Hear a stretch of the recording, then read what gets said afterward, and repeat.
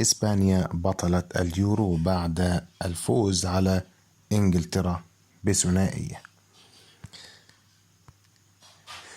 توج منتخب إسبانيا ببطولة كأس أوروبا يورو 2024 بعد فوزه على منافسه منتخب إنجلترا بهدفين مقابل هدف، وكانت إسبانيا هي المسيطرة في شوط المباراة الأول ولكن دون خطورة بعد تراجع منتخب إنجلترا في منطقة جزائه.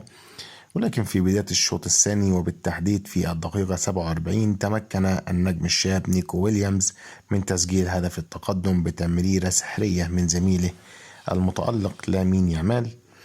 ولكن تمكن منتخب إنجلترا من تسجيل هدف التعادل بالدقيقة 73 عبر لاعبه البديل كول بالمر بتمريرة رائعة من جود بيلينغهام. وفي الوقت الذي ظن فيه الجميع بأن المباراة ستلجأ للأوقات الإضافية، جاء البديل الرائع ميكيل أويارزابال ليحرز هدف البطولة بالدقيقة 86 من عمر اللقاء بعد عرضية أرضية متقنة من الظهير الأيسر كوكوريلا. وكان منتخب إنجلترا قريبا من تسجيل هدف التعادل، ولكن داني أولمو تمكن من إخراج الكرة قبل دخولها المرمى لينتهي اللقاء معلنا عن تتويج إسبانيا بالبطولة للمرة الثالثة في آخر 5 نسخ من اللقب القاري.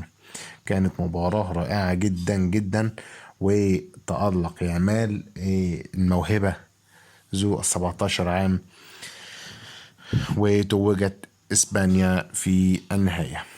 كده انتهى الفيديو بتاعنا. لو عجبكم الفيديو اشتركوا في القناة وفعلوا الجرس عشان توصل لكم كل فيديوهاتنا أول بأول، واعملوا لايك عشان ده بيدعمنا وبيخلينا ننتشر أكتر وأكتر.